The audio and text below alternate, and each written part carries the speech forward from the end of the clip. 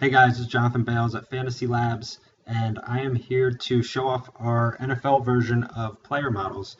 So there are a lot of similarities between our MLB player models tool and the one that we're rolling out for NFL. And then there's a lot of differences as well. So just going to take you through how to use this, and there's going to be a bunch of other videos that I create to show off a lot of our stats. So this will be more of a general walkthrough, and then you can check out the other videos for more advanced analysis of some of the new stats and features that we have. So for NFL, we're still rating players based on a variety of stats and factors.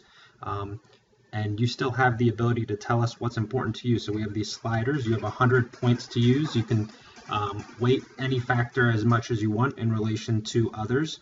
We still have some of the familiar ones, weighting Vegas and the totals and line movement and things like that. We still have bargain rating.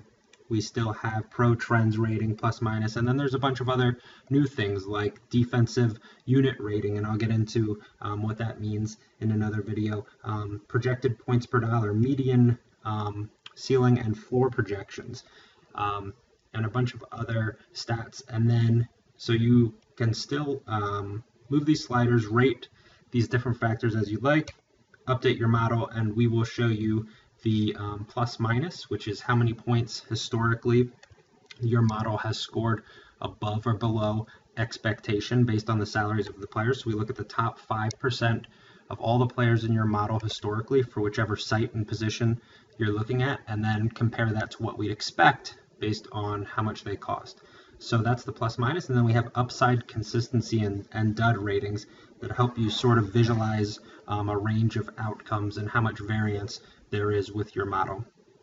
So after you create a model, you'll either use one on DraftKings, FanDuel, Yahoo, or we might have some additional sites popping up.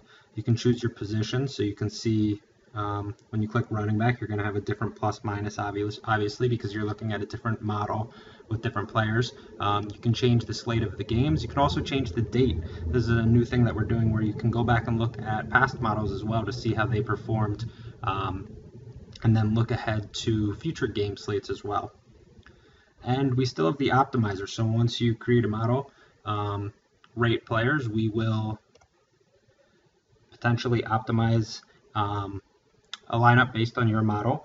You can still exclude players if you'd like. So if you don't like Alfred Morris in week 1, exclude him, click update, and we will remove him. You can also lock in players, lock in Ingram and Breeze, for example, update, and it will build the optimal lineup around those guys. The other thing that's new is we have the ability to lock in flex positions. So there were no flex positions for MLB.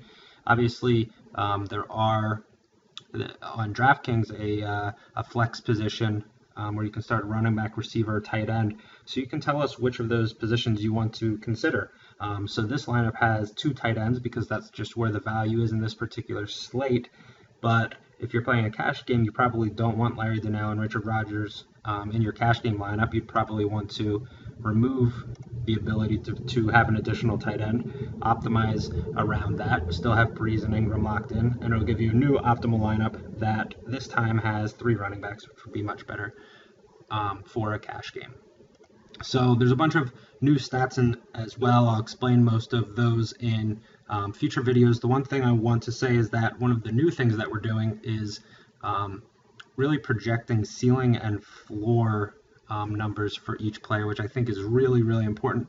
A big part of daily fantasy football is trying to get exposure to certain ranges of outcomes dependent on what type of league you're in, and we look at all sorts of predictors of volatility, and then take our projection for a player and create a range of outcomes. So if we click on Jeremy Hill here, we can see that his median projection is 16.7 points, but then we have his ceiling and his floor and a range of potential outcomes for him. So you can see that based on all of the predictors that we're looking at, he can expect to score X number of points, Y percentage of the time, and that'll help give you an idea of how much variance there is surrounding a player in a particular game. We look at things like for running backs, whether he catches passes, how many targets he gets in a game, things like the Vegas line, where he gets his stats, how touchdown dependent he is and things like that, and then sort players into buckets, and we can have a better idea of their ranges of outcomes. But that's the general idea behind our NFL product. There are a lot of other new stats. If you're familiar with models, you can probably see a bunch of new things that I will explain in subsequent videos, but I'm really, really excited about our NFL product. I think it's going to be really, really predictive and profitable this season for daily fantasy football.